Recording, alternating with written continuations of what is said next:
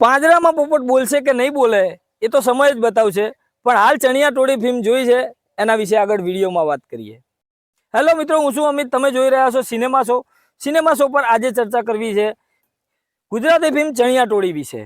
ચણિયા ટોળી એ family comedy drama film છે. ફક્ત 2 કલાકની ફિલ્મમાં આપણને ઘણી બધી વસ્તુઓ સમજાય છે.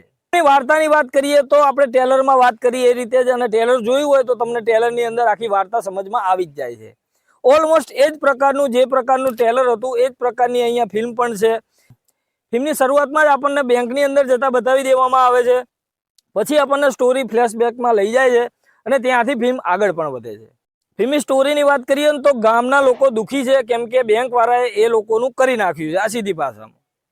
ફિલ્મની કહાનીની વાત કરીએ તો એક ધોતિયો અને 7 ચણિયાની વાત છે. જે લોકો એ બેંકની અંદર જઈને બેંકમાં લૂંટફાટ કઈ રીતે કરે છે અને એ સક્સેસ જાય છે કે નથી જતા એના ઉપર આખી સ્ટોરી ફર્યા કરે છે.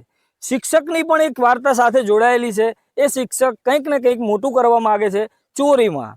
એ ચોરી મોટી કઈ રીતે કરે છે, સક્સેસ જાય છે કે નથી જતા, એ બધી વાત આપણને આ ફિલ્મની અંદર જોવા. ચણિયા ટોળીના સ્ક્રીન પ્લેની વાત કરીએ તો સ્ક્રીન પ્લેની અંદર આપણને શરૂઆતથી લઈને અંત સુધી આપણને કહાનીમાં ઇન્વોલ્વ રાખે છે અને ક્યાંય પણ એવું ઢીલું નથી પડતું કે આપણને કંટાળો આવે કે બોર થઈએ. એટલે સ્ક્રીન પ્લે ફિલ્મનો સારો છે. તમને બધા જ પાત્રોથી લઈને એને પાછળના બેકગ્રાઉન્ડ તમને રિયલ લાગે છે. બેંક હોય કે ગામડાના દ્રશ્યો હોય એ બધું જ આપણને વ્યવસ્થિત રીતે પડદા ઉપર આપણને ફિલ્મ દેખાય છે. ફિલ્મની અંદર ડાયલોગ સરસ મજાના લખાયા પણ છે અને ફિલ્મની અંદર ઉતાર્યા પણ છે. ડાયલોગ ફિલ્મના સારા છે, મ્યુઝિક ફિલ્મનું સારું છે, બીજીએમ પણ અહીંયા ફિલ્મમાં વર્ક કરે છે. સોંગ્સની અંદર મને એટલા કંઈ ખાસ પ્રભાવિત કર્યા નથી. એક પાંજરામાં પોપટ બોલે એ લાસ્ટમાં આવે છે, જે મને લાગ્યું કે ફિલ્મની વચ્ચે આવ્યું હોત ક્યાંક ને ક્યાંક તો વધારે મજા આવતી. આ ફિલ્મની વાર્તા મારા માટે નવી નથી, પણ ગુજરાતી ઓડિયન્સ માટે ચોક્કસ નવી છે. કેમ કે ગુજરાતીમાં આપણને આવું કંઈ ક્યારેય જોવા નથી મળ્યું. કેમ કે વાર્તા એ રીતની ફિલ્મની છે અને એંગેજિંગ આપણને ફિલ્મને રાખે છે, એ મહત્વનું પાસું છે. ફિલ્મની અંદર ખામીઓની વાત કરીએ તો ખામીઓમાં મને એટલું લાગ્યું છે, ખામી ગણો કે ઉપલ ગણો, આ ફિલ્મની અંદર મને એ વાત નોટિસ કરવા જેવી લાગી કે યશ સોની જે બધાને ટ્રેનિંગ આપી રહ્યા છે એ બધા જ લોકો કઈ રીતે ત્યાં આવે છે. કેમ કે એમના ફેમિલીવાળા તો કોઈ સપોર્ટ કરતું નહોતું, એમના હસબન્ડને બધા તો જતા રહ્યા હતા.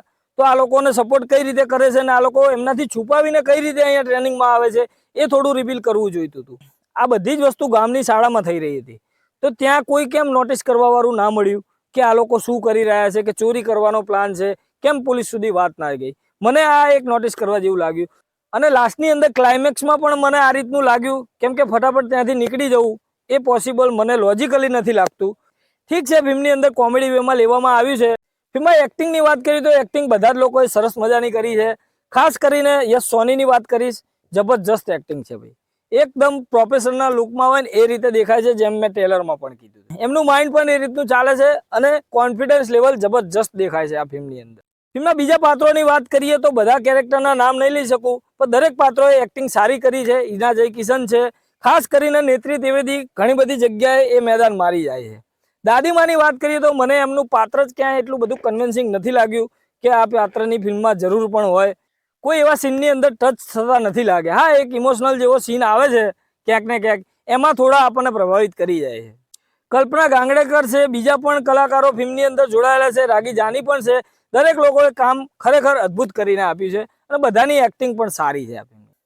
આ ફિલ્મને હું થોડી એવરેજથી થોડી વધારે સારી કહીશ, કેમ કે ઓલ ઓવર ફિલ્મમાં આપણને મજા જ આવી છે. ક્યાંય આપણને એવું નિરાશાજનક તો નથી જ લાગ્યું. હા, પણ બહુ વધારે હું હાઈ રેટ પણ નહીં કરું આ ફિલ્મને, કેમ કે મને ફિલ્મના લખાણમાં મને ક્યાંક ને ક્યાંક થોડી નબળાઈ લાગી છે. પ્લસ આ ઇનલોજિકલ સીન થોડા લાગ્યા છે, એના લીધે હું વધારે હાઈ રેટ નહીં કરી શકું. પણ આ ફિલ્મને હું 5માંથી 3 સ્ટાર જરૂર આપીશ. મળીએ મિત્રો નેક્સ્ટ વિડીયોમાં નવી ફિલ્મ સાથે સિનેમા શો પર.